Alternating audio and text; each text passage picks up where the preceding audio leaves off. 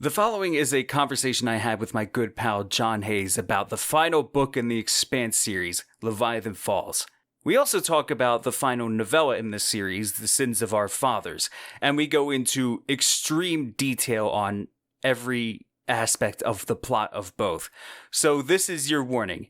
Huge spoilers are ahead. I implore you, if you have not read the Expanse series, do not come any further. Please go and read the series. It's definitely worth it. And then if you want to hear a couple guys give their hopefully well-formed opinions on how it all comes together, come back and enjoy the show. But for the rest of you who are caught up, welcome. Be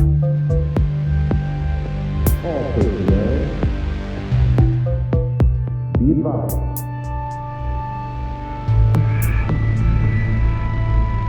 We are searching Lightspeed. So Leviathan Falls had an amazing cold open, right? Yes. The way that Duarte was rediscovering his senses, you know, how to be human again and all the faculties that a human embodies, was absolutely fascinating to me. Because I feel like I think a lot about all the senses we take for granted, you know, like sight, sound, our perception of color, feelings. So I love that the writers kind of delve into that weird place of existence of being like, what would it be like for a grown man to rediscover the things that you learn when you're a baby? To rediscover yellow. Yeah, that just stood out to me the most when he was like, oh, this is yellow. I was like, wow, I wish I could. And it was like the happiest moment of his day. It's like, I can't believe I found yellow again. This is fantastic. I know. It's just that all his minions were watching him giggle to himself in his room while he's rediscovering yellow. How great was that scene in Tiamat's Wrath, or however you pronounce it, when he vaporizes Cortazar and everyone just calmly walks out of the room and is just like, what was that? We need and then just seeing it again in Leviathan Falls where he's just like, Cortazar wants to, hurt my daughter. He waves him away. There, that's been dealt with. Everything's all fine now. Yellow, look at that. I don't know if James A. Corey gets enough respect for being comedic geniuses, because that moment was comedic gold as they slowly exited the room. If they ever adapt that scene to the show, they need to do it like exactly as it's presented in the book, because there's the temptation in adaptations to like put a new spin on it, but it's perfect the way it is. Just everyone's reaction. I absolutely agree. Oh, you want to go back in there? Here, take my gun. You can. there are comedic beats laid out in that section that are just, you can't miss them. Just throughout there's anecdotes throughout the series of like some guy threatening Bobby, and like Holden or whoever is like, it looks like a chihuahua barking at a skyscraper, stuff like that. Yeah. Or like, I mean, when Amos beat that dude with a chicken can, I mean, you just can't make that stuff up. I mean, you can if you're James A. Corey, but there's some kind of metaphor in there where they're talking about like the protomodule builders and how like all this stuff is so ancient, and it went something along the lines of things that were conceived of back when humanity was just a kinky idea by a couple amoebas in the ocean or something. It's just like, even just in describing like existential stuff like that, it's still like hilarious. Oh yeah, absolutely. And then you get like, dude, there's so many. Leviathan Falls has a lot of like fan service done right. First of all, Admiral Trejo, I didn't expect him to survive past book 7, and not only does he survive book 8, but he survives the finale too. But the bit where he's just sitting in his office and Duarte just shows up the way that Miller would with like, it's fan service, but it's like, it's something that you don't expect ever, Absolutely. But it still like calls back to some awesome stuff back in the earlier books.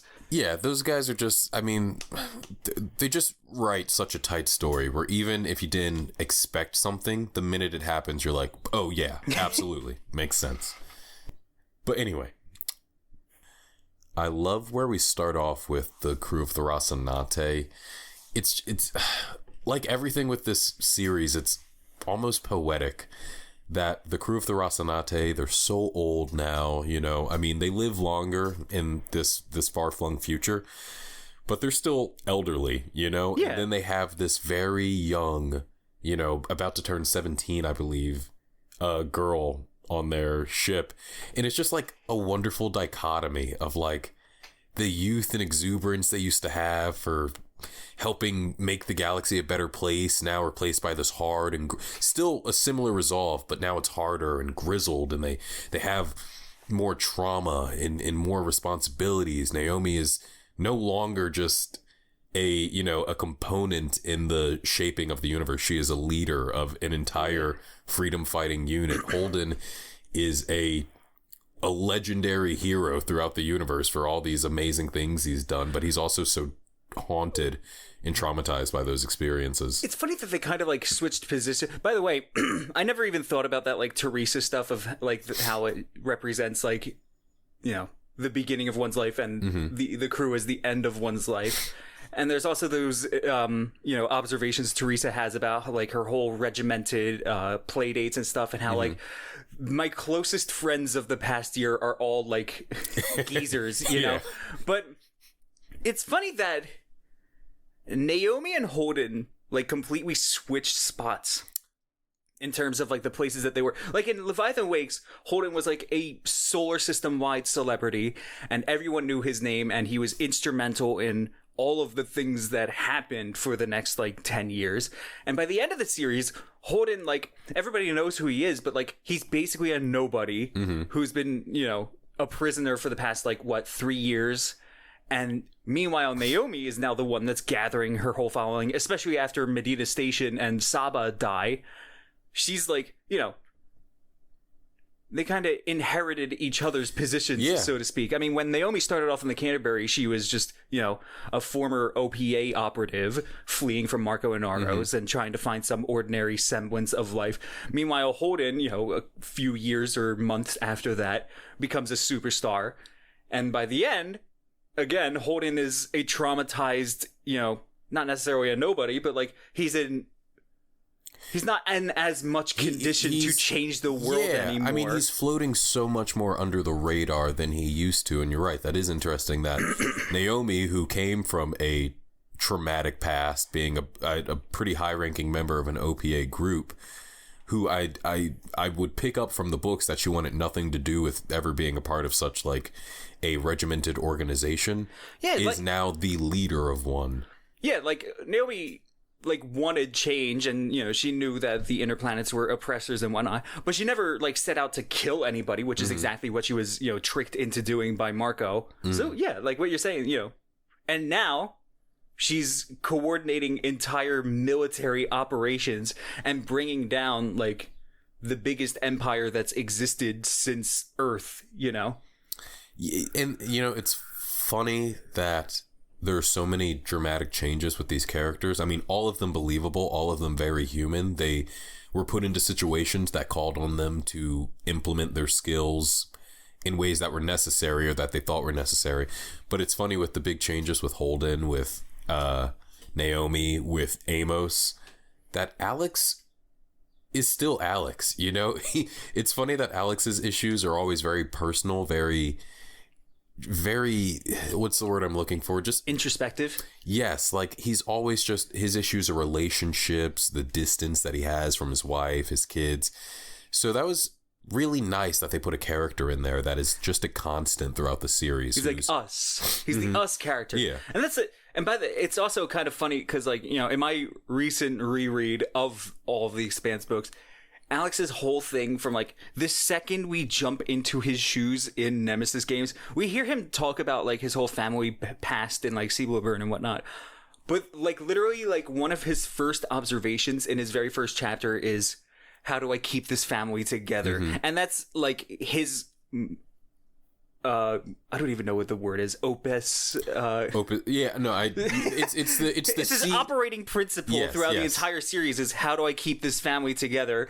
And you know, you got Clarissa dying, Holden being captured, Naomi going away to lead the resistance, Bobby dying, Amos going away on his secret mission. You know, like the poor guy's been through a lot, and his real family is still just like. That's the beauty of it, right? Because it's like he is the pilot of that ship. I mean, you know, everyone has a relationship with the Rocinante, but nobody feels the way about it that I think Alex does. I mean, that is really that. It's like, it's his home, it's his baby, it is the gathering place of his family, his collected family over the years, and it's so interesting that he has such tribulations with his family on, you know, his wife and his kids and how distant he is. But that's why maybe it's so important to him, you know, that he keeps that family on the ship, because that's the family he's chosen, and they do important work. You know, he's a fascinating character to be. He's the biggest fan. He's a bigger fan of the Expanse than either of us could ever hope to be. He's the biggest fanboy of it all. Yeah, honestly, he wanted to be there for all of it. I mean, and then Amos, Amos in this book. Speaking of characters who haven't changed, Amos, even like later on when they go to meet Elvie at the Adro Diamond, I believe it's called, and they're talking with Kara and Zan, and Amos does the deep dive, and they see Duarte's plan, and then Amos visits Elvie in the middle of the night. He's like, "Hey, we're done now. That's it. You don't need to." Like, they changed, but they change in believable ways. Yes. Like, you know, Amos was never gonna like open up and like, you know, fall in love with Naomi or like, you know, or become like, I don't know. Amos was always going to be Amos, but he was going to be a different kind of Amos. Or like Holden, you know, like we see throughout the entire series, like Holden starts off as this wide-eyed, you know, hyper, like hyper justice, anarchistic, liberal or anarchistic, you know. Everyone, libertarians, sort of, I don't even know if any of those words I just said apply to Holden. They were all right. But, you know, just this whole, like, let everybody decide, and, you know, like, the ultimate agent of chaos. And he's still an agent of chaos as of, like, stuff like Tiamat's Wrath, but in Tiamat's Wrath, he's going about it in such a more subtle way, and he's actually smart about it. He's taking like all the lessons that he's learned from like Avasarala and whatnot. Absolutely. Like, he's the same guy. These characters,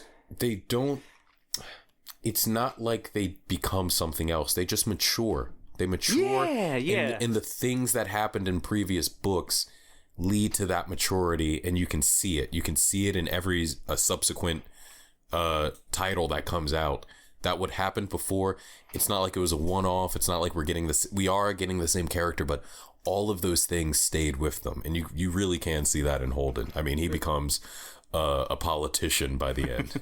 Or like Naomi, you know, freedom fighter ever since she was like 15, and freedom fighter at age 80 or whatever she is in the books, you know, when the Laconians come in, and then and then she like single-handedly casts them down the instant they make a mistake. It's like chess. Like the second you leave, like, you know, whatever. Very tactical. I mean, Naomi was, what a well-written character Naomi was. I mean, dude, she was amazing. Yeah, truly genius. So, I mean, moving on from that, you have the crew where they are now, changes and scars and faults and all. And then you have Teresa, right? Dude, I love Teresa. She's Teresa's awesome. When you're reading Tiamat's Wrath and you see, like, it's always kind of exciting opening up a new Expanse book and seeing, like, who's the new POV characters, you know? And then you see one of them is this 14-year-old girl, and you're like, are you kidding me? But Teresa's chapters are... I don't know how I feel about saying I relate very much to a 14-year-old girl on the podcast, but, like, it's relatable and not relatable at the same time, because she's the, you know, she was born to the most powerful person in arguably human history. And, you know, she's had a whole, you know, regimented childhood of no friends and food tasters and whatnot. But it's still super relatable just going into the psyche of a person and seeing like all those universal experiences of like depression and despair, desperation. Like, it's so heartbreaking to read. You know, and they actually ended up being, like, great chapters whenever... Oh, yeah, I love the Teresa chapters. Watching her kind of discover... Not take for granted the privilege that she has, but discover that, you know, she is lacking certain freedoms. And then, I mean, Duarte even saying, oh, yeah, I always knew when you were, like, running out. Like, of course, I was keeping tabs on you at all times. But I understand the human nature of you needing to test your boundaries. And so it's just such an interesting relationship, because it's like Duarte was, in many ways, he was a flawed parent, but at the same time, it's interesting that he he wasn't this iron fist on his daughter. He was very, though regimented, he really put thought into like, what is the proper way to bring up a child? I need to put reins on her, but I need to also let her think that she is having a certain amount of freedom, honestly, which just made an interesting character. And honestly, not to get too far away from Teresa, but Duarte in general, the way you just described his parenting style is also his, quote, parenting style, unquote, with the rest of humanity, too. Because, look, Duarte's a bad guy, and, like, but he's not a bad guy. Everyone thinks I'm a bad guy, but I'm not a bad guy. No, but, like, he's a bad dude. He's an authoritarian ruler who kills to get what he wants, and, he murdered planet Earth just as a distraction to get away. Like, he's a bad dude, but like at the same time, like, his goals make sense. He is just trying to save humanity. But that's the thing, like, I don't think I was ever actively rooting against our heroes, but like, what the Laconians were offering was a pretty decent deal, especially in light of the Transport Union, which we're seeing like the cracks in it and seeing like, hey, absolutely. They're kind of not the best institution. I mean, they get the job done, but like there's questions of like corruption and like, who says they get to institute a whole food shortage on a colony for like a year, stuff like that. I mean, and it that is just kind of like an overarching narrative of the whole story is all of the past transgressions and failures of humankind. You're kind of watching Bobby and the freedom fighters fight against Laconia, and you're thinking, you guys haven't been great at this. A couple years ago you were at war. A couple years before that you were still trying to kill each other.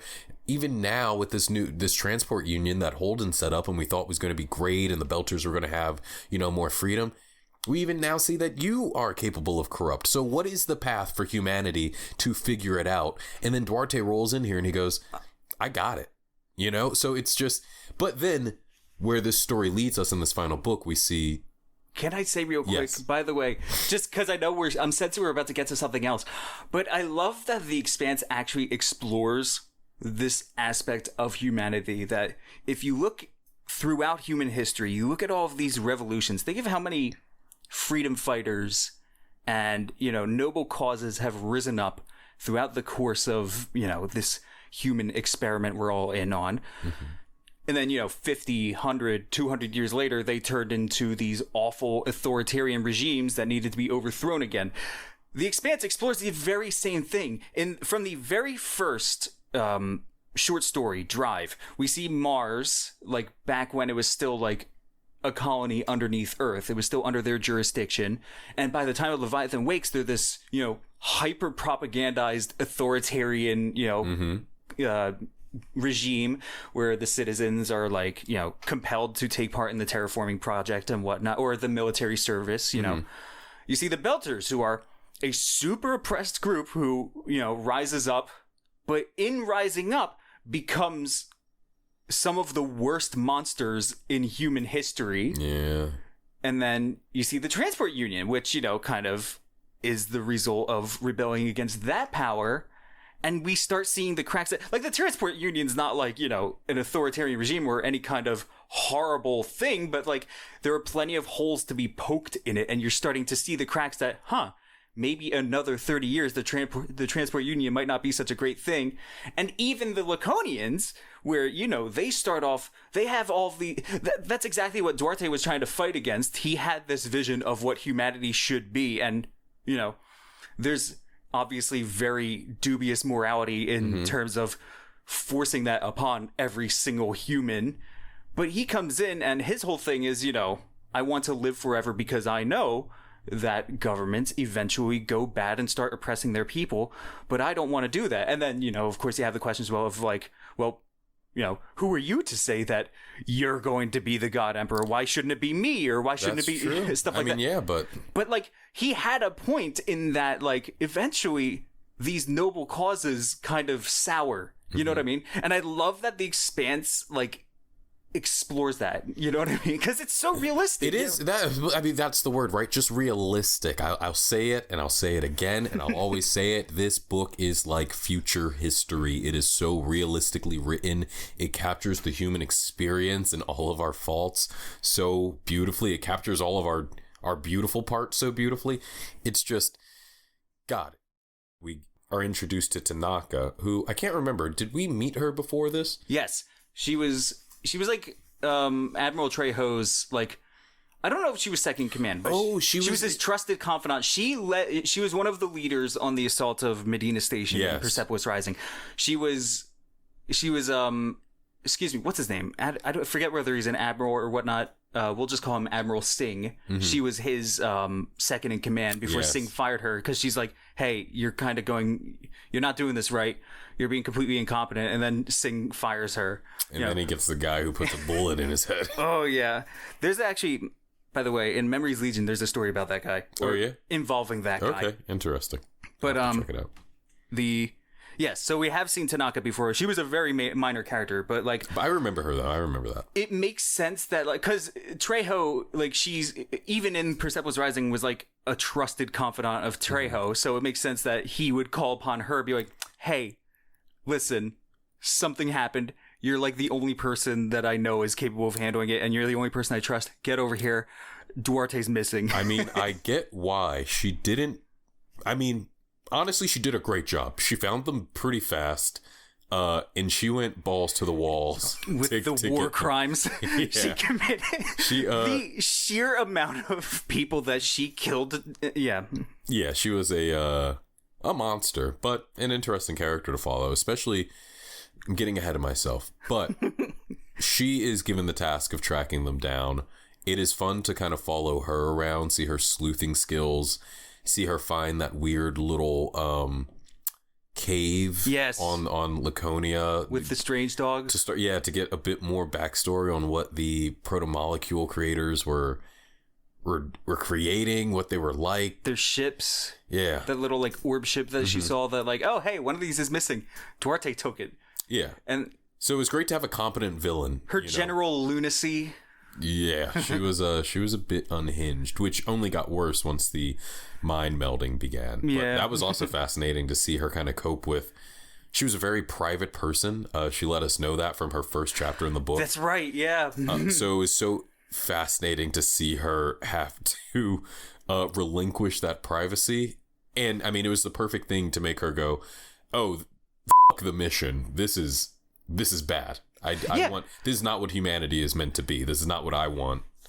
And it's a pretty good way. That was also like a super creative way of showing us that, like, yeah, a whole hive mind of humans sounds pretty cool and all, but look at what it's doing to somebody like Tanaka, who, you know, is a psychopath, but it's, you know, it's that kind of like unwanted mind intrusions and, you know, violations. A person that, like, is you know, entitled to their privacy. I mean, their identity, you know, a person is entitled to that. But so I think she did a good job of showing us that, like, Duarte's way was not the way, you know? Which also, I mean, come on, using your villain to show that your bigger villain is in the wrong, just great writing. Yeah. Oh my God. Like, you know, we see the whole stuff of, like, you know, they're trying to drop Teresa off at school, and you know, she shoots Amos in the back, and he blows up, and then what about Holden just like stone cold immediately shooting her right in the face? Like no questions asked. Yeah, just like, Holden is, oh God, Holden's so cool, man. Like I look, yes, Holden's is extremely annoying in the first two books. Second book, I wanted to beat that dude's face in. I remember you calling me and you're like, yo, the scene where Fred Johnson fires Holden was cathartic. I needed a cigarette after that. That was like, you know, like, look, I get it. Holden is annoying. But like after Abaddon's Gate, where he starts maturing and actually like developing and like, you know, sort of finding better ways to handle situations that he would have completely blundered back in the day. He's a great science fiction protagonist, and like one of the best, absolutely. But it's interesting. He gives up. It's like he almost, in the maturity that he gained, he gave up some of that kind of annoying, wide-eyed optimism. He became more strategic, but it came with so much trauma. It became so much bottling up all the fears that he had. I mean, he was able to, like shooting Tanaka in the face, act quicker, make those hard decisions, but that's not who he wanted to be. And you could tell that was, tearing him apart. It's very like the movie Logan, that whole tone of just like this beaten, withered, broken down man going on one last ride. That's how Holden felt in this book for the first like 2/3, when he's just like kind of just going through the motions, and like everyone calls him captain, but like he's not really the captain anymore. And like, yes, he's super competent. Yes, he'll shoot Tanaka in the face when she needs some shooting and when Amos needs some avenging, as far as he knows. But like, he's just on autopilot at the end, and then he finally, we get to the end, and then he sort of finds himself again, and that's also like, I know that's so a part of the explanation that the authors gave for the chapter names being called Jim as opposed to Holden is because that's how the characters see themselves. Holden took himself super seriously in the beginning and called himself Holden, but now Jim is what he knows himself as because he is not taking himself as seriously. But I also see that as like, I never picked up on that. I love that. The way I saw it was like Jim was sort of like autopilot Holden, because at the very, very end, like the last time we ever see Holden, his chapters, we call him Holden again. That's awesome. I never picked up on that.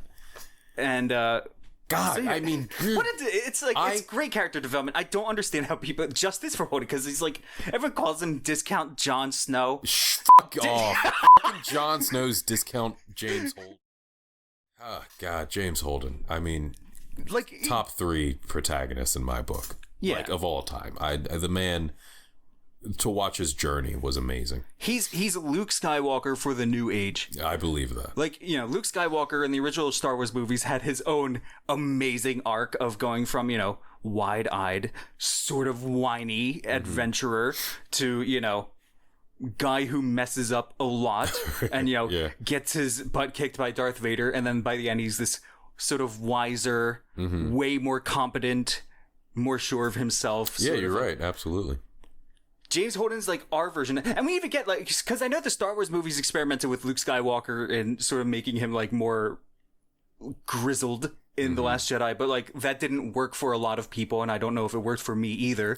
Didn't work for me. Yeah, like, but Holden, they did that with Holden, and like they nailed it, because it is kind of, like, I can totally believe that a person like that could be thrown into prison for 3 years and then get beaten within an inch of his life for the last like month of that sentence. I can totally buy that a guy like that sort of regresses into autopilot after that. You know what I mean? Yeah, absolutely. I mean, you do all these things for the universe and for people, and then your reward is to be brutalized by the very people that you're trying to save. And and there's something so like, yes, the ending, the ending of Leviathan Falls is like euphoric because like, we get the final resolution to all the plot lines and, like saving humanity from the Goths and whatnot. But there's also that triumph of like Holden finding himself again, that's like, you're kind of rooting for him, like, oh yeah, you're dying, but dude, that's so awesome. He's back, absolutely. He was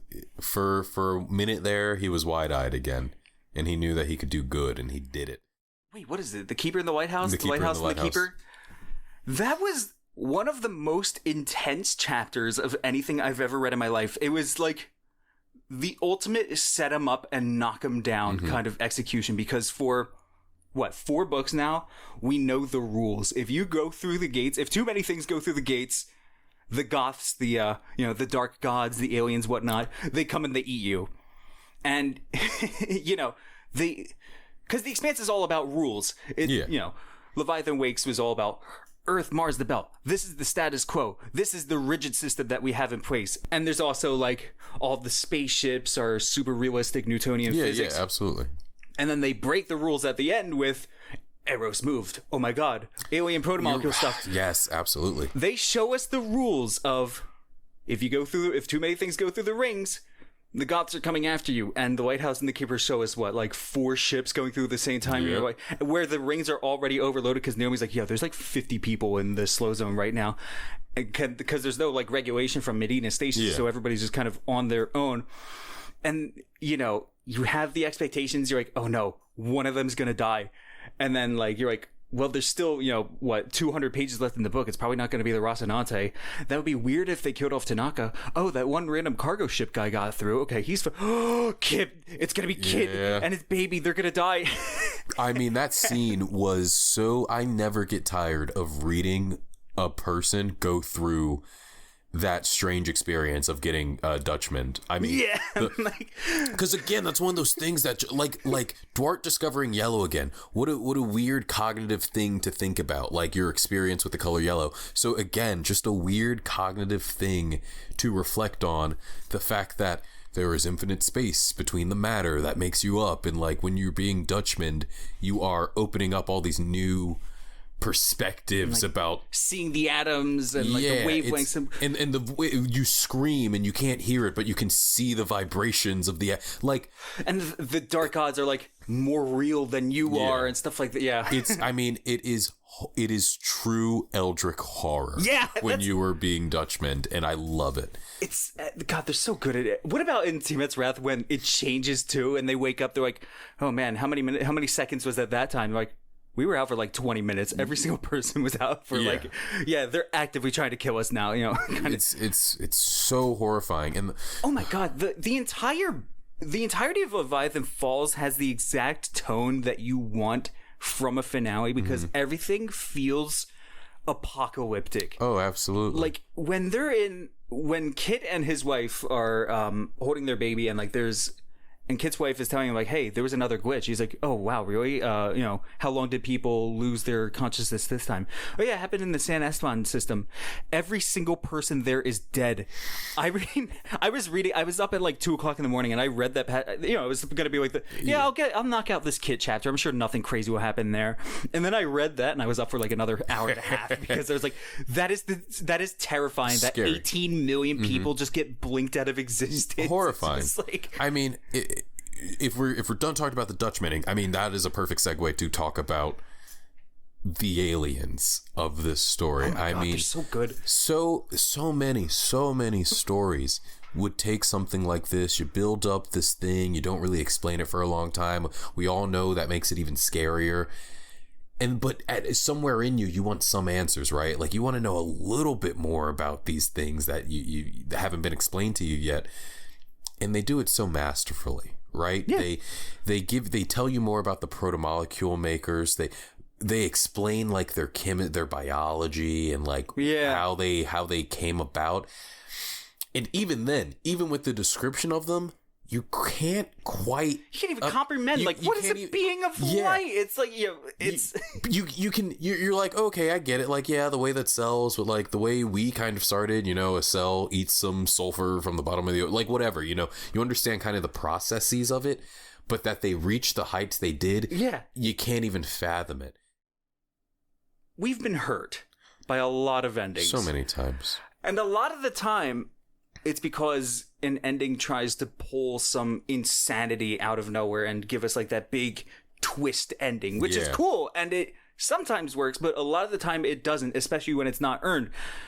And it was kind of ballsy for the Expanse to go for the ending that most people were probably guessing would happen. Mm-hmm. That took some guts and it actually worked, not every ending. Because like, it's the epitome of that. It's about the journey, not the destination, man, kind of stuff like that. Even though the destination ended up being fantastic anyway. But like, I mean, ideally you want both. You want both, right? You want the journey, but you want the destination to reflect the journey you've been on. And this just did that so wonderfully. It gave answers. It gave resolutions. It was just, who thought that, like we all knew that like, the gate system was going to collapse and that Holden was probably going to die. Probably, yeah. Good But how many people guessed that he was going to willingly inject himself with protomolecule and then go with Miller and Teresa Duarte and Tanaka to the slow zone and the ring station to fist fight Duarte? You know what I mean? Not just fist fight Duarte. I mean, I love that. I love that Duarte was a highly sophisticated machine, let's say, you know, to give a comparison. This dude was a T9000, you know? I mean, he was, and Holden is a TI-84 calculator of like protomolecule symbiosis. It was very interesting to watch them duke it out, even though one was just so much more superior than the other. But oh my God. I love that. I love that Holden, even like when he's down and out, it was gritty. It's like he really had no fucking shot, and he still did it with a little help from his team. So Duarte's plan and his whole thing of wanting to sort of collapse all of human consciousness into one being in order to, quote, wield the sword of the protomolecule. Mm-hmm.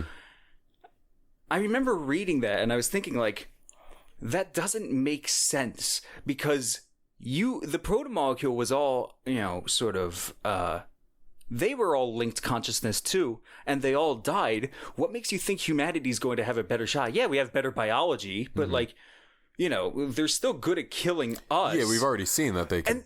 But yeah, exactly. Like, we already saw that they can kill us. Yeah.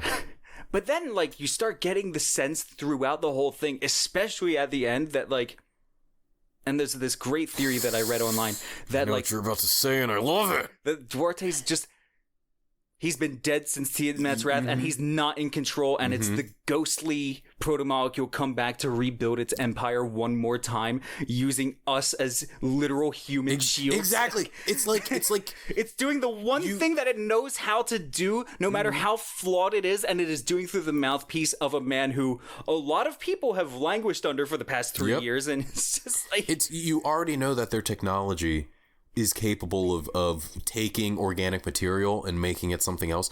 And they explain the protomolecule makers, but not to, I mean, it leaves room open to go, oh yeah, maybe they truly could kind of inhabit a consciousness in a way and use that itself as a tool. Like, it's crazy that they were kind of like, again, you know, like, obviously the Leviathan Falls' ending was predictable in a good way, not a bad way, but obviously it was a predictable ending.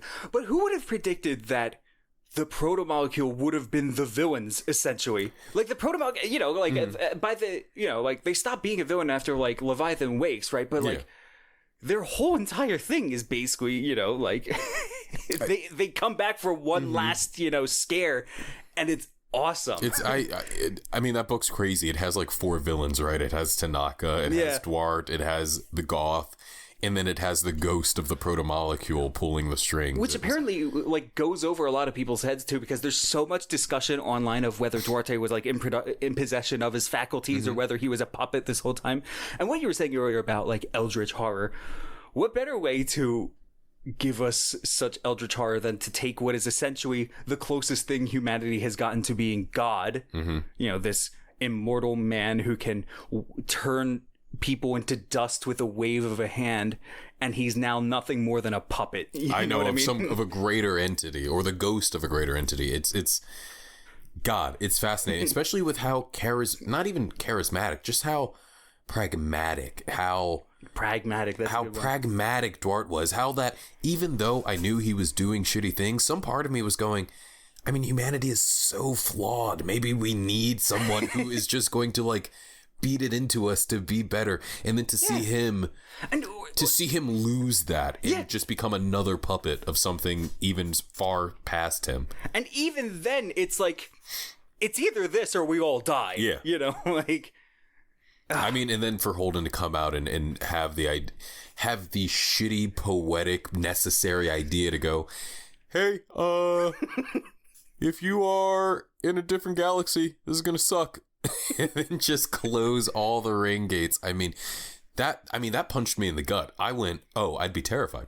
I'd be absolutely terrified if I was on some dust bowl of a planet, me and my 500 coworkers, you know, trying to make this work, and then, oh, I'm stranded here. But a lot of them, like we learn in the sins of our father from Philip that like they didn't even know what was happening. Yeah, that's true. They just like they had like, oh, weird mind stuff happened. Huh, that was strange. And then they wake up and the ring just doesn't work And anymore. it's just flew. Now it's in orbit around the sun. Yeah, like it's a cataclysm. Yeah. I love what the Expanse does in that, you know, solving the problem isn't just killing Marco Inaros. It's also doing the work of reconciling Earth, Mars, and the Belt, and like, you know, giving the Belters a place in society. There's all of the like emotional labor that Avis Aral is doing in maintaining relations. There's all of the stuff that Anna was doing and trying to have people be more gentle. There's so many like ways that like you and I can solve problems in the world today. Absolutely. I mean, it's like the books give you villains, right? It gives you like, because it's a story. There needs to be someone doing something wrong that our heroes can rise against. That's just necessary in a narrative.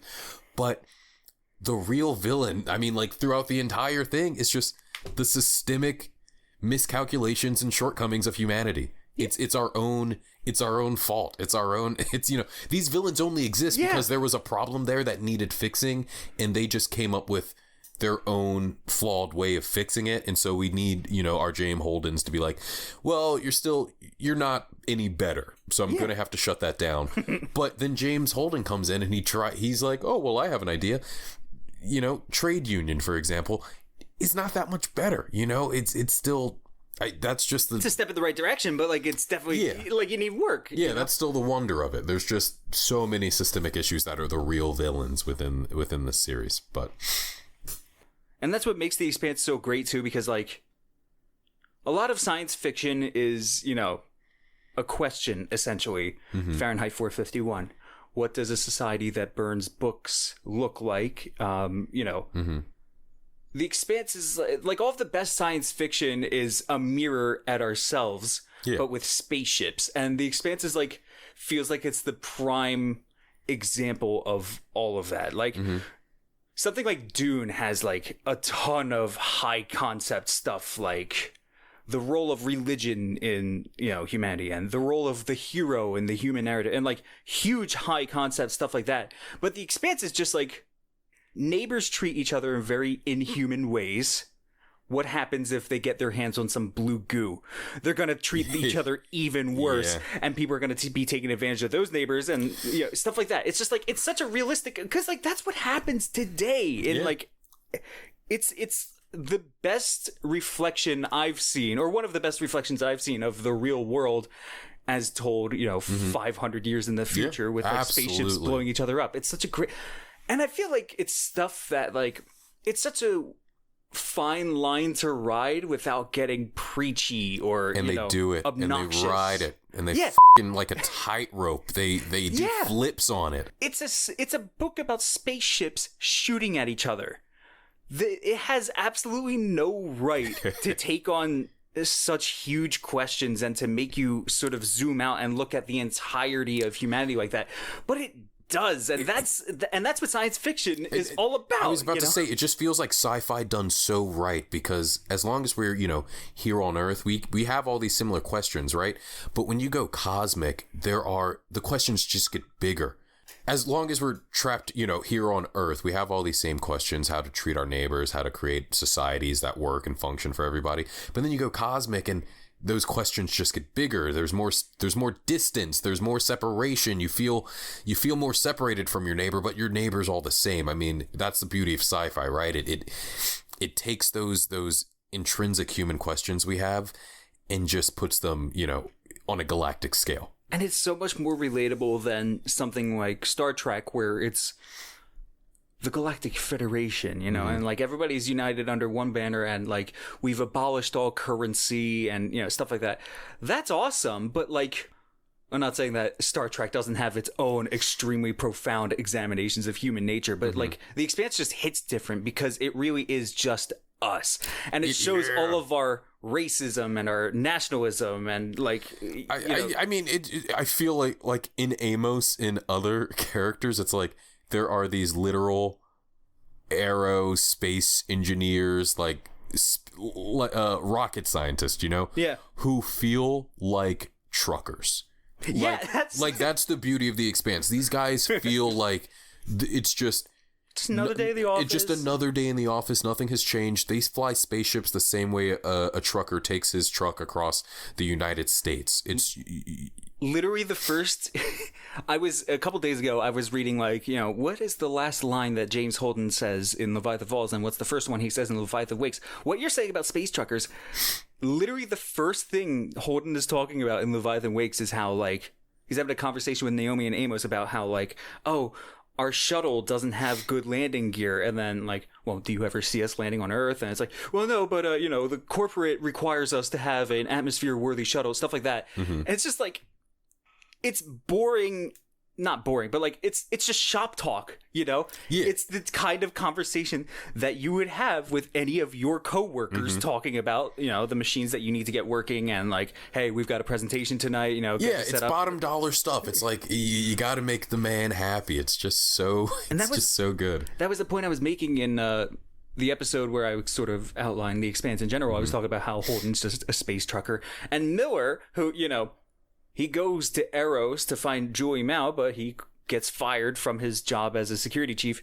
A lot of other things would just kind of brush it off and be like, all right, heroic charge to Eros, let's go find Julie Mao. But in the Expanse, they're talking about what am I going to do when I run out of money? Yeah. What kind of work can I get? Can I work for Fred Johnson maybe? Stuff like that. You know what I mean? What you're saying about space truckers, that's... beyond all, that's it's a blue collar universe, and I love it. It's a blue collar universe to match today's, blue collar world. Yeah, absolutely. At least for people like you and I. Yeah, I mean, you got your corporate, you got your Maos, you got your corporate folks in there, but but the average, it's the average us experience placed against the backdrop of the insanity of the Goths and the proto-molecule trying to kill each other. Yeah. Oh God. I wanted to mention, you were talking about how, neighbors, and so we were speaking about that, how the faults of humanity, and that I just feel like they so perfectly encapsulated that entire message in the final moments, the final decision that James Holden has to make, where he separates all of humanity. Not all of it, of course. There are a couple thousand pockets of, a couple thousand humans. I mean, on Earth in the home system, millions of humans. But you have all these pockets of, a couple hundred, a couple thousand humans. And I mean, there is a poetry in that, right? Of being together, we kind of suck. We kind of keep fighting over resources, and we take two steps forward, and then the person that kind of led the charge, or the group of people that led that charge, might get corrupted or die, and then boom, we take 5 steps back. And so what does this look like if we have, what is it, 1,300 chances to get this right? $12.99 after the Tacoma Gate vanishes. Yeah, well. but I just feel like that, wow, what a genius way to... Again, yeah. It's desperate, it's kind of sad. A lot of those people aren't going to make it, but there's hope. It's so much more real.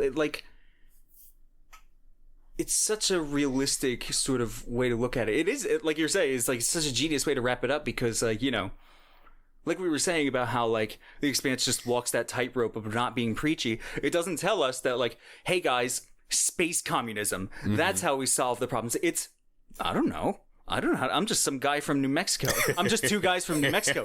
We don't know what we're doing, we're just Ty, Frank, and Daniel Abraham. I don't even know what they did before they were authors, but they're just average. Well, they're average dudes who wrote, the best science fiction I've ever read. But they're just average guys. They're not going to know what the hell to do about humanity. And I love that that's the note that they leave off on.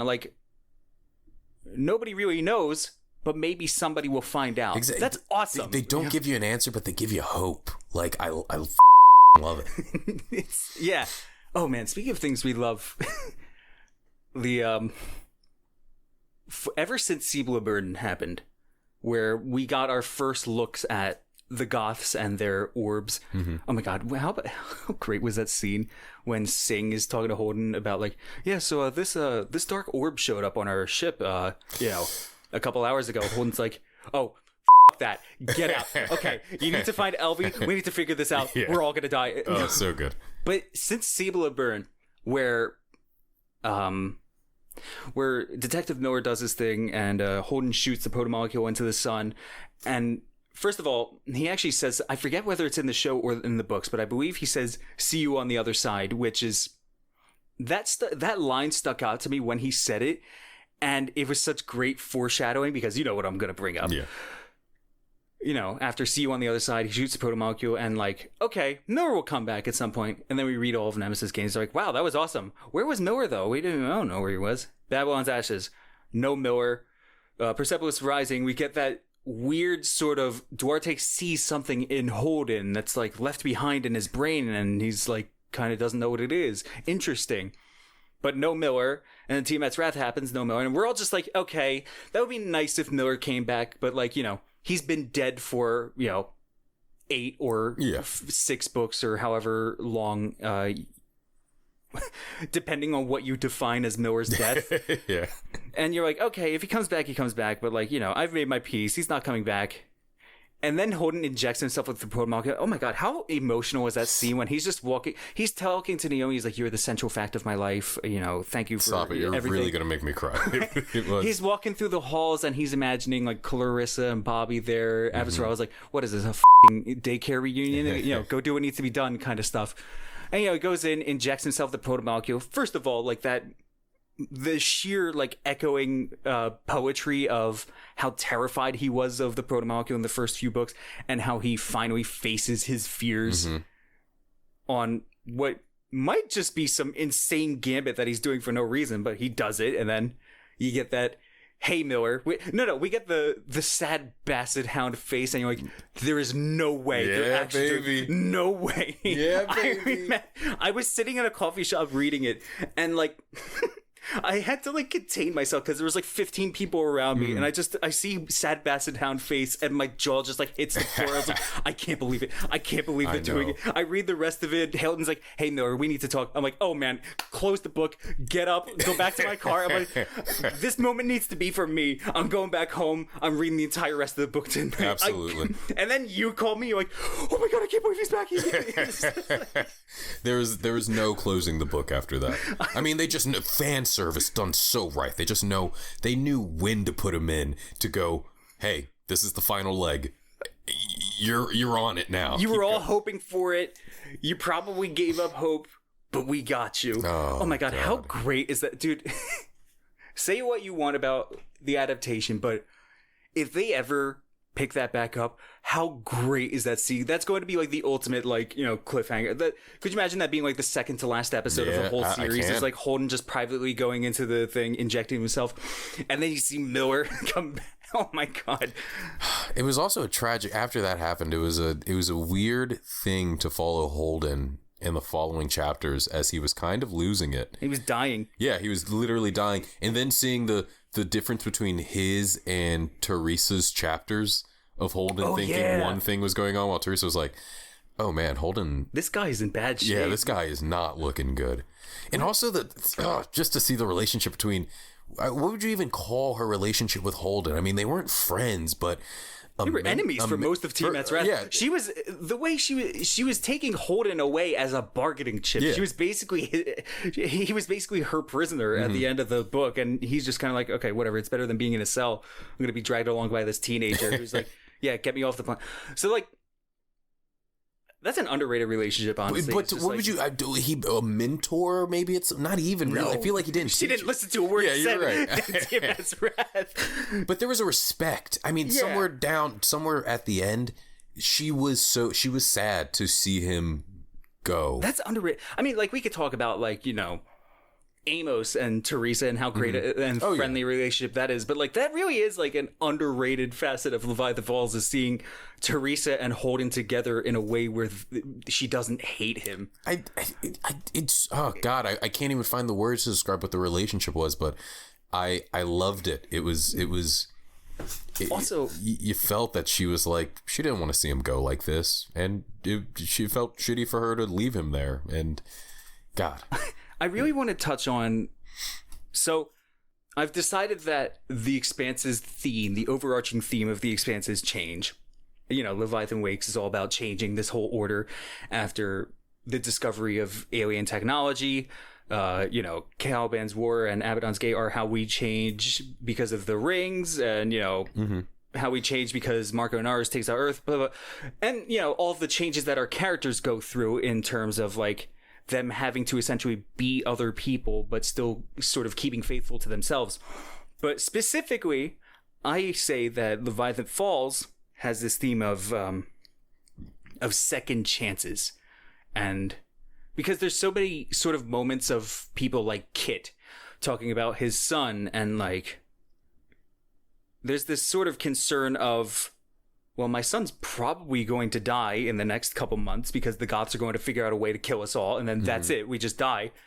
But, you know, what happens after that? Or Holden, when he's thinking about Teresa, like, how is she going to salvage this crazy, awful, shattered mental state she's in? You know, hopefully we can solve this Goths problem so that she can have a second chance to, like, learn algebra, or I mean, I'm sure she learn algebra. Sure no, I know. You think she doesn't know algebra? She's probably smarter than both of us combined. She probably knows knows quantum physics. But no, I remember the girl algebra. is a space engineer at the age of 14, helping Amos replace fusion pellets or whatever they use for fuel. They actually do think that's it. But no, I know that algebra was mentioned somewhere. It might have been like Kit thinking about his son learning algebra or something. But, like, you know, there's that sort of, like, we can buy ourselves a second chance to, you know, get this right. And that's the whole solution is, you know, we separate ourselves from the Goths so that humanity can find another way to be what it's been, because obviously the first time didn't work, but now we have a second chance to get it right. And there's also, you know, Holden and his second chance to be the true James Holden, you know, because like I said, he was on autopilot. And, you know, he ejects himself with the protomolecule, and it's his second chance to, like, redeem himself and to do something that matters one last time. And there's this great moment with Naomi and how she's sitting back on the ship and she's commiserating with Alex about, like, what just happened. And she's like, it sucks that it took this to bring him back. It took this, you know, universe-ending threat to bring back the James Holden I know. I just wish it could have been, like, my love and your love and stuff like that.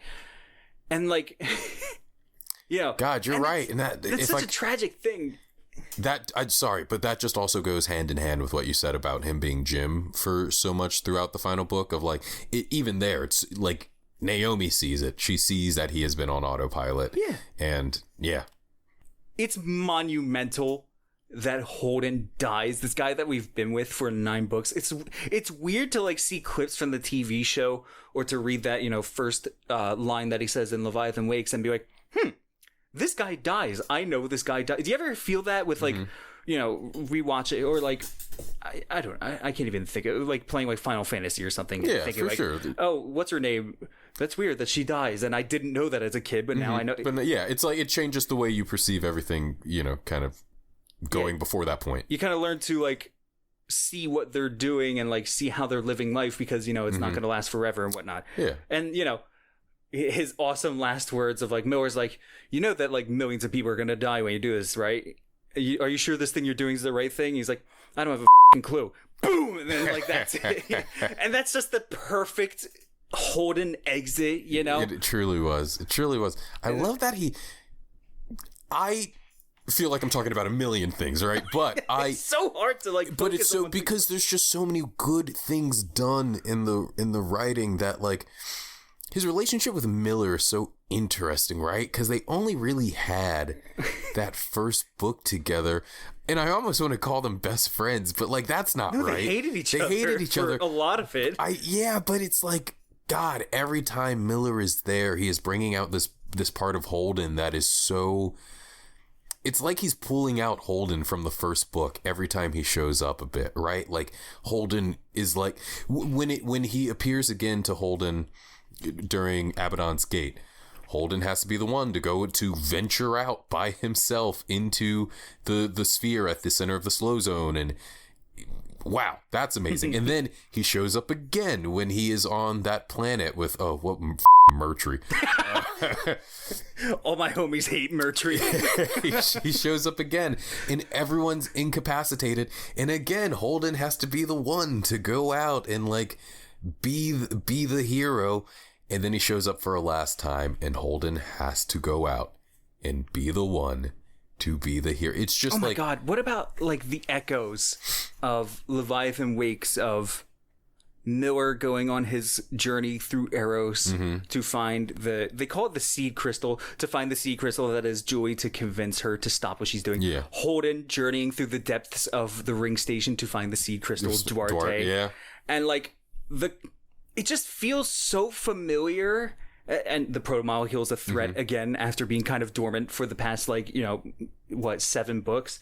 And Miller being back, it all just like harkening back to the first book is such a way of selling like the finale. I mean, it's basic sitcom logic of like the finale is always gonna have like those callbacks to like the very first episode. Yeah, but it's Scrubs just... when the janitor finds the penny and is if he's talking to like the new intern, he's like, if you put a penny in the door, I'm taking you down. Kind of like I didn't put the penny in the door. every sitcom has figured this out, and it's great to see like all of the callbacks, so to speak, but doing it in a brand new way. And just in a way that's like you said, it was Miller in the first one, Holden in the last one. Just makes you think, I can't wait to do a reread. And just like the similarity between the characters, I know they hated each other, but like they've been so entwined for like the 80 years of Holden's life. That's just a fascinating relationship to think about. It kind of reminds me of, did you ever see Brooklyn Nine-Nine? Yeah. You remember Jake Peralta and Doug Judy? How like the Pontiac Bandit, and like I know this is nothing like Holden and Miller, but like this is just what it has me thinking of in terms of like they're on opposite sides. Like Holden is this overzealous spreader of information, and Miller is this more pragmatic, shoot first kind of like but like by all intent, like they should hate each other, but like they find each other kind of gravitating. Yeah, right. Yeah. Jake and Doug Judy should hate each other, but they're like best friends despite everything. Right. Cop versus robber. Like they should be mortal enemies, but like they're singing songs with each other on cruise ships. That's kind of you're Holden right. and Miller. Brooklyn Nine-Nine is as good, if not better, than The Expanse. You heard it here first. You heard it here first, folks. But yeah, like Holden and Miller like are polar opposites, but it does feel like they're trying to be friends. Yeah, it's always fun. It's a good time. Elvie's thing is so fascinating, right? I do love Elvie. I loved her when we were introduced to her, and she had this little crush on Holden, and then she like found her own kind of, not independence, but her confidence. And then to see her as the head scientist after Cortazar was banished to the Shadow Realm.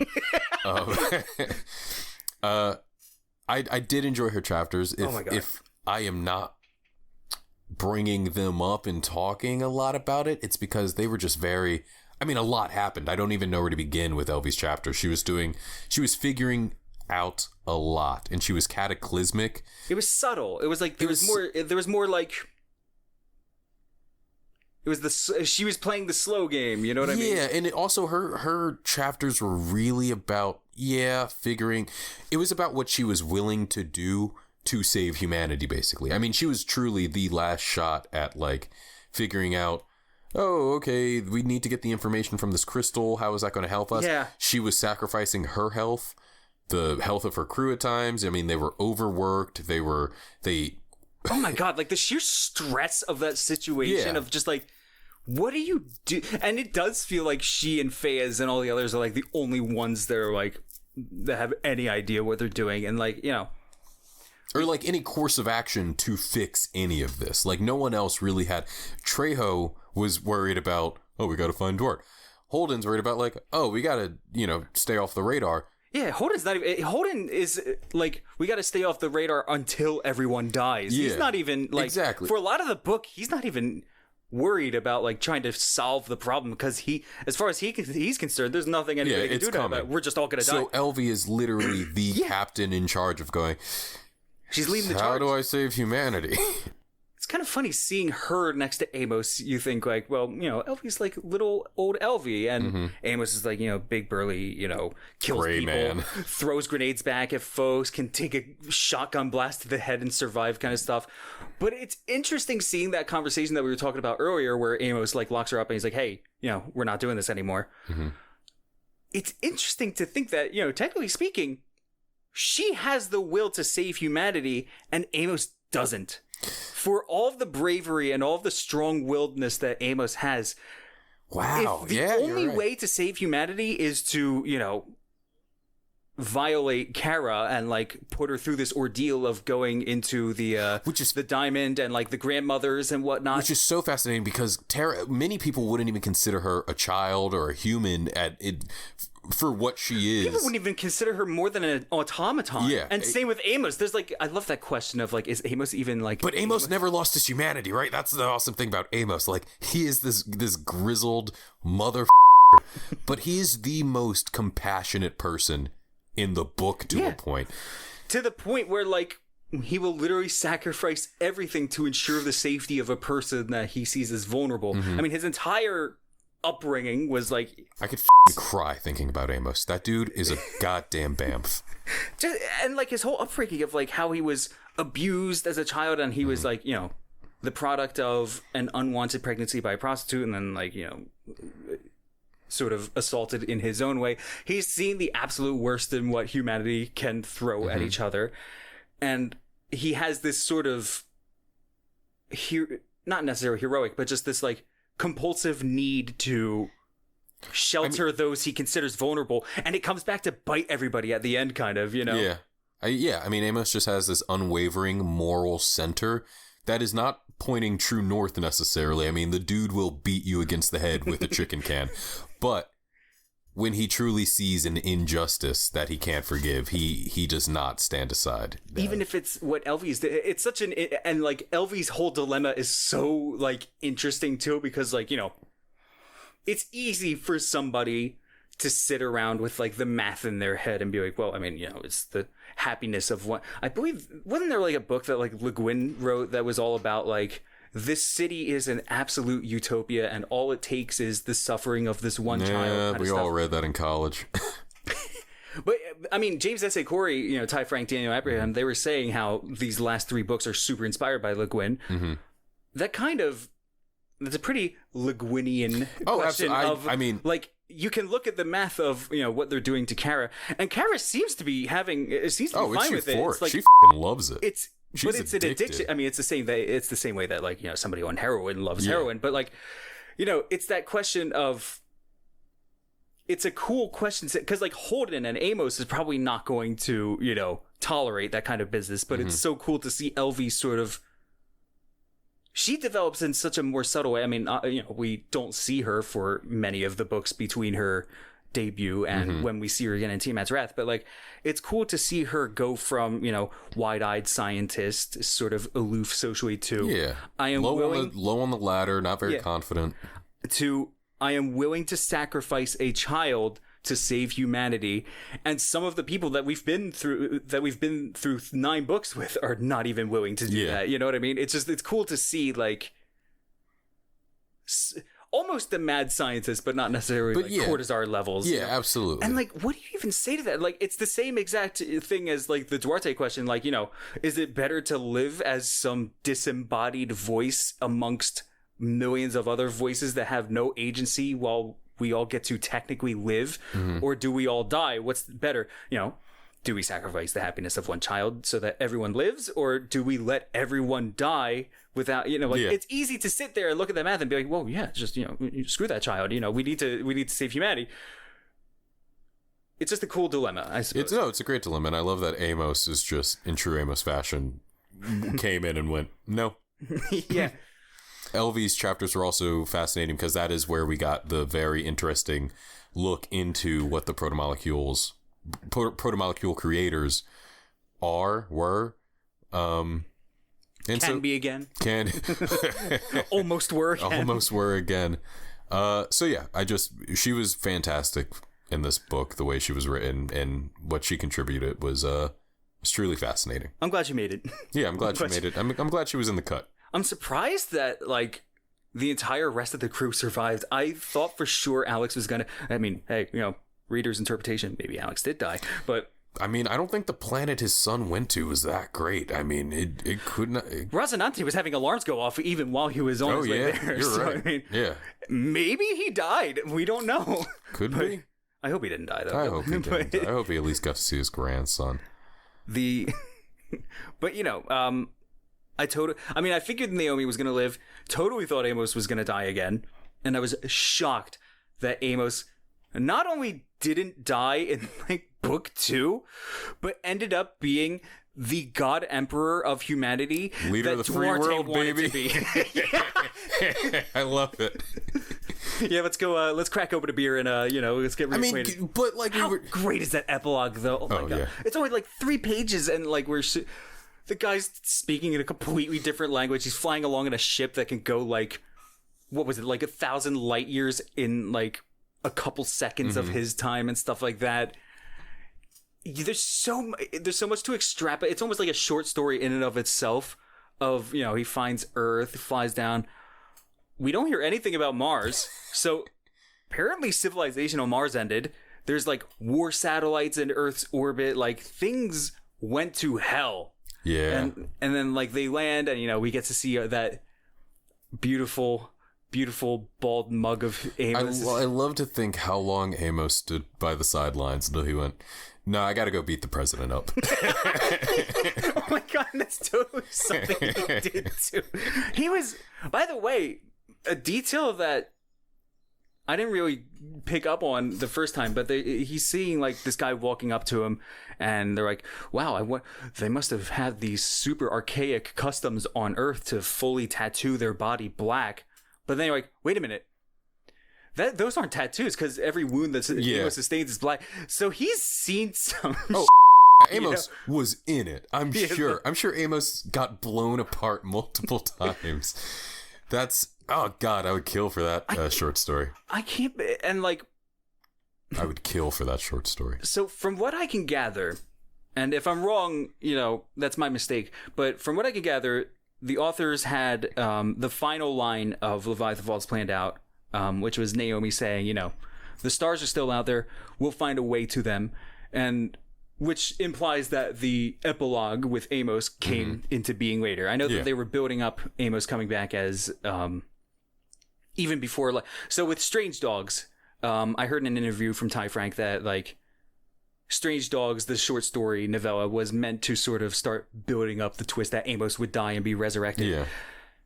But it's kind of funny to think that, like, there's sort of a meme in the community that everyone calls Amos the last man standing. Because, like, they bring it up over and over again in the series. That. Like, even in book 2, I highlighted it on my Kindle that the first mention of it is book 2, where Amos is just like, come on, Cap. I'm the last man standing. The only reason, you know, whatever. But yeah, I feel they've definitely, I've heard, Holden has said it before. I've heard people say it for sure. So it's kind of funny to think that like a meme turned into the ending of the series, you know? Because like they probably wrote that last man standing thing at first as just like, oh yeah, this is a funny line. And then like they start writing again in like Nemesis games and whatever. Like, wait a minute. We might be onto something. Amos can be the last man standing. So I think that's great. That I would love to imagine the conversation that when they first came up with zombie Amos. But there's so much to like, and Sins of Our Fathers too. This sort of like post-collapse thing that Holden ensues of like, there's so much to learn about the new state of affairs. This like, I'm probably gonna butcher the name, but like the League of 30 Worlds or something like that, or you know. The supposed war that was fought in the Sol system that, you know, completely devastated Earth and apparently just took Mars out of the equation. Yeah. And even, like, you know, the stuff that's happening on all the other worlds that get isolated, like Laconia, you know, what are they doing? Stuff like that. Probably better off than most, but definitely not loving it. But then again, maybe all the protomolecule stuff died there, so maybe even Laconia is not even that well. Yeah, they don't even have all their great technology maybe at that point. And at least they have infrastructure. I mean, or maybe they're in charge of the League of 30. Who knows? But like, or maybe that is to their downfall that they had such an established regime already.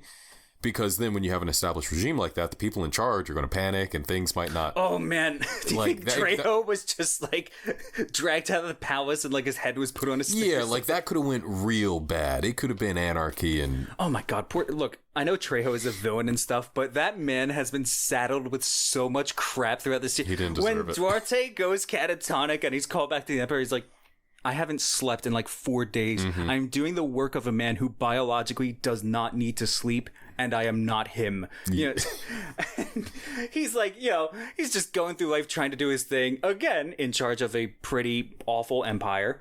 But then there's, you know, Duarte comes back, and then there's memory flashes, and he's trying to negotiate with the transport union in bad faith. I can only imagine what it looks like from his perspective of... His boss has abandoned him, and now he's left with the Laconian Empire. Like, I have no idea what I'm doing. And then all the rings go dark, all trade stops, and people start panicking on Laconia. He's probably like, you have got to be kidding me. It doesn't stop. If I was Trejo, I would have left in the night and built a cabin 30 miles away in the woods. Grabbed, like, a couple of those strange dogs on a leash and just like, okay, that's it. I'm not talking to any of you. Yep. This is my life now. They all want to kill me anyway. God. Poor Trejo. And then, of course, Janna, which is like a colony of, what did they say, like 400 people living there? And in the... that's Philip's the one... planet. So I believe, right, it was 400 in his settlement, but then more in a city, or what was it called? They had like A and B. Alpha Site or something. Yeah, Alpha Site and Beta Site. Oh my God. What did... Philip couldn't... I mean, I guess he didn't pick it because he's supposed to be working as like a contractor or something who like... Yeah. What an awful planet to get stuck on. You just have these giant house-sized monsters just plowing their way through everything. With a smile on their face. Oh my that was God, horrifying. so cool. That was sick. Though I love it. I love it. Like that short story, along with a lot of the book. Once they opened up new worlds, it just kind of like tugs at my heartstrings of like exploration, like the explorative nature of humanity in me. It's just like, oh, the skies are like teal, and the clouds are, and you have like it sounded awesome. New Egypt has like those blue strands of grass flowing around. Is like at one point he described an animal that was half spider, half deer, and I was like, sounds terrible. I want to see it. What about the mimic lizards? Do you remember those? Oh, like, yeah. The little... Honestly, the whole of Sins of Our Fathers kind of gave to me a similar feeling as what... You remember the movie The Revenant? Yeah. Just being stranded in... I forget whether it was like the Canadian wilderness or the Alaskan wilderness. You were, completely alone, surrounded by darkness and trees and stuff. Like, it just... It's the Revenant that's being played out on 1,300 worlds. It feels so eerie and like just, frontier survival was awesome. Before we really get into Philip's, this has to do with it. Sins of Our Father, Philip is on this, is in this town that is on a planet that has been cut off from all of humanity, like every other planet within the Ring Gate system. And I find it so interesting that they were trying to keep their technology alive, like the food pellets and all of their, printing material that uses like a very specific, like whatever material they use to print like guns or ammo or whatever. And it just got me thinking, I wonder if those are what do you think the planets that survived were? Were they the ones that had enough to kind of keep their technology going, found materials on the planets that could be substituted to keep their tech going? Or are they the ones who just had to figure it all out from scratch, who just had to build new? I mean, even Oberon. So Oberon's like, and the Borogown complex are like the two, I think, biggest, planets that they've inhabited. But even in Persepolis Rising, 30 years after Oberon's been found, they're still talking about how hey, Oberon might find a way to become self-sufficient with their crops. So it's not even the big planets, you know, that Oberon's got millions of people living there, but even Oberon itself might not have made it. If they can't make crops, they're screwed, Yeah, absolutely. So yeah, I don't know. That's a weird question. I would like to hope that Jana made it, and I'd like to hope that Philip made it. I would too. like to hope Philip made it. I told you he was a good guy. Oh man. No, what? No. He's okay. He's not a good guy, but he's tragic. He's a child soldier. I love that they what they did with Philip here was so awesome. I love that they delved into his trauma, because at the end of the last book he was in, I went, I feel bad for. I more than hate him. Yeah, he did commit atrocities. He was paramount in killing thousands. Billions. No, not thousands. You're right, billions of people. But he was. I mean, what happens when from the moment you were born you are manipulated to be a weapon? To be a weapon. A man who doesn't care about you. I mean, you get out of that and you become what Philip was in Sins of Our Father, a man who has panic attacks and can't stand to read books about child soldiers because he'll have literal seizure-like anxiety attacks. You know, just Sins of Our Fathers did have me feeling a little worse for Philip than I initially did. I still couldn't get over how he like told off Naomi at the end of Nemesis Game. He's just like, "You're nothing to me, mom." You know, blah blah blah. It's just like, this kid's got to go. I hate this kid. He's got to die. And then he didn't, and he got out. It's just like, I was sitting there. I was like, man, they better not give this little tyke a redemption arc. I want him to get blown up right now. Screw this kid. You know, and so like, I've calmed down a little bit and like, you know, and like there's no paying for what he did. He committed a crime that was so like monumental that like, you know, no amount of rehabilitation or torture or death or whatever is ever going to make it right. But like, it was still interesting to see how much he like struggled with it and how he was trying to punish himself with it and like trying to own up to what he did. And like, how do you even own up to such a monumental travesty, you know, stuff. It was just, I mean, absolutely. And cool. that just, and they touch on it. So I know I'm saying poetically again, but I'm pretty sure these guys are f***ing poets, because when he is, I'm skipping ahead in the story. I mean, the story is it's fascinating. Philip is on this world, right? And he's there are these monsters that are threatening this little town, and they are fighting with like the leadership, and it's kind of like seeing like, oh, okay, we are starting from scratch here. How do we form a government? Doesn't that sound like the most horrific Firefly episode ever? Oh God, yes. Wait, sorry, continue. But with all that being said, you know, he kills a guy. And he sees it as justice. And the woman there, fascinatingly enough, the daughter of Mammy. Yeah. Oh my God, that description of her name when they're like, her name was Nami and her last name was something akin to a puppy falling downstairs, had me rolling when I first heard it. But I did not pick up on it, but having her kind of be this sympathetic figure in the town, and when he is banished, he says something along the lines of like, I don't deserve your, I believe, mercy something. And she goes, people don't deserve mercy, people deserve justice. Justice is what you deserve. Mercy is you know, given to you. So I just like, that just goes so perfectly with what you were saying about Philip, and like, you know, no amount of torture or imprisonment, like he was a monster and you can't wipe that away. And you're right, like, he deserves justice, but it's great that she's giving him mercy. I just love that. And it's kind of interesting too, because like, it's almost like Philip and Nami and, is it Jandro or Jandro? It's short for Alejandro, right? I was saying Jandro. Yeah, I read it as Jandro, but I think it might be Jandro. I don't know, but I'm just going to call it Jandro. Whatever. It seems like Nami and Philip were like sort of the angel and the devil on humanity's shoulders, so to speak. You know what I mean? Philip wanted to handle things one way, and like, you know, his way of nipping evil and oppression in the bud sounds tempting. Because you could see it. You could see that Jandro, you were thinking of, like, as I was reading, I was like, yeah, if you're building a society from scratch, this dude is an ass. And he, like, if he's not following, like, democracy. Yeah. But he's the typical strongman silverback gorilla guy that's going to come in and take everything over, you know? Yeah, and cause problems. But, like, your Nami, when she said, I feel so... I'm sorry to cut you off. I see where you go. When she goes, like, I'm sad you're leaving because I truly believe that there is a point where I am going to need you You know, I'm going to need what you offer. And whether you believe me now or not, we would have needed Hondro at some point as well. You were both important to this in whatever way you could have been important to this community. And that made me, because at first I kind of was not okay with what Philip did, but I got it. I understood it. I was like, yeah, this guy's a danger. But when she said that, I went, you're right. There could have been many other ways that this could have been handled. Yeah.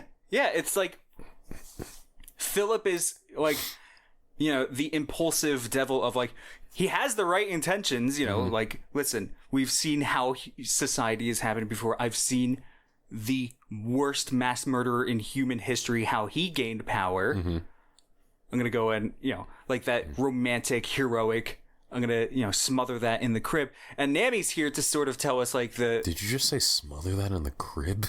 Yeah, yeah. It's an expression. You say so.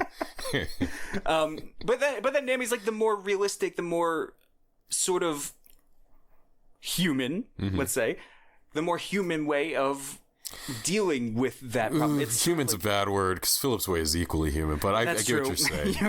Humane, how about humane, that? Yes. The more gracefully human way of dealing with it. So it's just like, and again, just like the Leviathan Falls, we don't really get any answers, and that's so surprising. It's poetry. It's poetry, and it's so surprising too because, like, you know, I'm a person who enjoys my Return of the King endings. I need to be the guy who has that the text at the end of the credits saying that, like, you know, so and so went on to have 4 kids, and we, like, I need to know how everything closes up. I feel that. So I'm surprised at how well it worked in The Expanse, that there are multiple major characters in which we just don't know whether they're still alive or alive. We don't know if Alex survived his passage to the Newstead system. We don't know if Philip survived more than a day out in the woods, or if he's the only survivor and everybody else in Janus City got wasted. We don't know, like, there's so many things that we don't know. And it would have been so easy for that to not work. And it's so surprising that it actually it works just because it's that. It works in and of itself. Yes, you know what I mean? I hate it and I love it at the same time because, again, these guys are masters at writing the human experience. You leave relationships, you meet a person, you never see them again, and you don't know how their story ends. As tempting as it would be to have all that information, but it's just not natural. How sad is that? They write so naturally. How sad is that too? Even in Leviathan Falls, 30 years that, I mean, you know, I'm not saying that it would take 30 years to get over it, but, like, you know, even 30 years after the fact, or I guess at that point it's more like 35, 30, 40 years. Even 35, 40 years after the fact, Naomi's talking about how, like, she's still under the impression that she killed her son. Yeah. And for all that time, she never knew he was still out there and will never know again. And it's like they said, I mean, yes, but just like Naomi told Holden when he was feeling down about not knowing if, like, a message he sent out had actually made any difference, you don't get to know that. Yes. You don't get to do something, and doing it is the reason for doing it. It's its own reward. It's its own reward, not the adulation or the confirmation of its success. You do it because you have to, because it might help. And so this, you know, same with Naomi. She said to him what she needed to say to him. She gave him the perspective to walk away from his father. And as great as it would be to know that your son is still alive and not have to have that hurt, as long as what you did had an effect. Yeah. That's, that's it. She tried, and that's what matters. Yes, you know? And it goes with Holden's last decision in this series. His literal last words is, you know, I don't have a clue. I don't have a clue. And then he doesn't get to have a clue. Like, what he does is going to have terrible ramifications.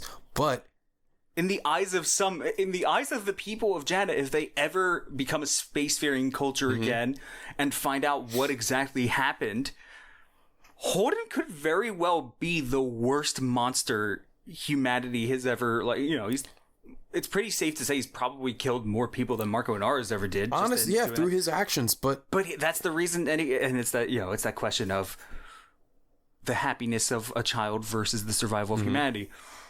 A few million people die so that a billion can live. You know, it's such enormous stakes and unanswerable questions. And I like that it was handled in like a realistic way, because, you know, like, it was it was an unexpected bleak ending for the Expanse, but like super hopeful, but also kind of bleak. Like, they didn't shy away from, you know, the linguist, I forget his name, but, you know, he comes to Earth. Earth is not a functioning society. It is a tribal field of nomadic wanderers led by a man who has probably died once a year, if not more. You know what I mean? Like, you know, they could have just as easily wrote that, like, you know, comes back to the system and like Mars is fully terraformed and, you know, people are walking and breathing air. Like, that's a gorgeous ending, but like, realistically, maybe that's not what happened, you know? And it's awesome that we got such pessimism, because the sort of the nuggets of optimism in that pessimism shine that much brighter. And that's what you need, because that's the real experience, right? That's real like life. I mean, that's real life. You think of the news nowadays. There's a lot of really heavy things going on, and that's kind of what Holden was saying, is like all of the beautiful things that we do, like, you know, when we're in love or in our friendships, and, you know, it's a good it's the best morality tale that probably can't be shown in schools because of all the F-bombs, you know? That's true. You can't. They'd have to bleep Avasarala. They'd have to just cut her out. The school adapted version of Avasarala would be like 5 pages long. But to bring that back to Philip, I mean, he's banished away and sent into the wilderness of this foreign planet for, I believe, what is it, 5 years? 1 year. No, I don't think it was. I think she said, if you come back within 3 years, they will probably kill you. You have to stay gone for 5 years. Get the book and check. Get the book and check. I'm pretty sure. Oh my god, that last word, it's so like empty, and like in the distance the monsters began to sing. Ooh, that's horrifying. Just the dichotomy. They're so masterful at showing the relationship between things. Of Philip, is he going to make it? He has been giving a second chance. Is it going to be for the better? This community, are they going to make it? These monsters could rise up at any moment. Humanity, are they going to make? Like, it's just everyone is going.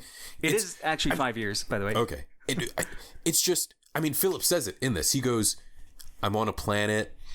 But it's like a ship, right? There's the air recyclers, that is the atmosphere.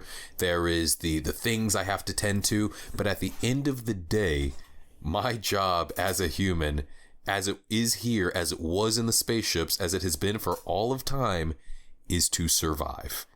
It is to look around my surroundings and find the best way to keep going forward. And so, I mean, that's the end of the Expanse. That's the end of Philip's tale. That's the end of the beta town that he is in. That's the end tale of all the 1,300 planets spread about. How are we going to survive? And that's also something I love about it too, is that, like, just in the way that, you know, I was saying in today's episode that, you know, life is told through my eyes. That doesn't mean that existence revolves around me. Life is told through your eyes. That doesn't mean existence revolves around you. You know, the most powerful people on the planet, you know, like the president, life doesn't revolve around even somebody that powerful. But the Expanse, like, you know, there's so many different mini stories in the Expanse, and like, yeah, Holden is a massive presence throughout the whole series, but like, you also have the experiences of Tanaka and Kit and, you know, Clarissa and, you know, those Free Navy engineers on Medina Station during Babylon's Ashes, you know, and Prax, you know what I mean? I absolutely adore that it wasn't just, you know, how does the King of Westeros steer things? Or, like, how does this destined individual... Yeah, how does Harry Potter, like, you know, how does he change the wizarding world, you know, stuff like that. It's all about, you know, it's just everyone. Everyone making these, little calculations that keep it going. Yeah, just, I mean, beautiful. It's a gorgeous book. It was a fantastic book. Sins of Our Fathers was a beautiful extension of it. Such a great summation of what the whole entire series is all about. Honestly, and through the eyes of Philip, it was just someone who was truly both had their sins that they were carrying. I mean, the fact that he was a murderer, but also the fact that he was also traumatized by it wasn't right that he had to go through what he went through. Like in some schools of thought, probably not mine, but in some schools of thought, he might be exempt from, you know what I mean? Mm-hmm. Like, I mean, he is a victim as much as he is a villain. Yeah. And what a wonderful character to end on for what a human flawed character to go, all right, here goes some mercy, and here goes a second chance, and here goes a chance at survival. I still totally thought that it was going to be, up until like the last minute, I still thought it was going to be Teresa. And it was going to be Sins of Our... Like, I knew Sins of Our Fathers, like, that obviously is, like, very Philip-esque, but also Duarte committed quite a few sins. I just wanted to see Teresa again, but I'm also glad that we got to see Philip. Yeah. I like to think Teresa just settled onto Earth. Became a... With her extreme amounts of trauma. Yeah, became like a state representative or something. Getting torn apart by Tanaka's bare hands. And then watching Holden die right before her. She's got her dog. I was going to say, at least she has Muskrat, yeah, she's got her dog. I'm blown away that Muskrat lived. Yeah, I thought that dog was dead. Thank you for coming on, John. Yeah, it was my pleasure. I'm always up to talk about The Expanse. This is just John and I regularly have conversations this long about The Expanse, and it doesn't get old. And I'm glad that you came and let me record your thoughts on it for a little bit. My pleasure, buddy. Anytime. Thank you for tuning in to this episode of Approaching Lightspeed. Your support is always appreciated, and if you're new, I'll have you know that I also did 2 other episodes on The Expanse, one of which was a sort of crash course on the world of The Expanse in general, as well as a sort of overview of what we can expect from the TV show if it ever continues, and the other was sort of an examination of the anthology collection of short stories and novellas called Memories Legion. So if you're interested in either of those topics, I would encourage you to check out the other 2 Expanse-focused episodes of this podcast, as well as all of the others if you so desire. As always, the great music that bookends each episode of this podcast, as well as the gorgeous artwork, was provided by Alex Shamas, and you can find him on his social medias and his own website under the name Shammanist.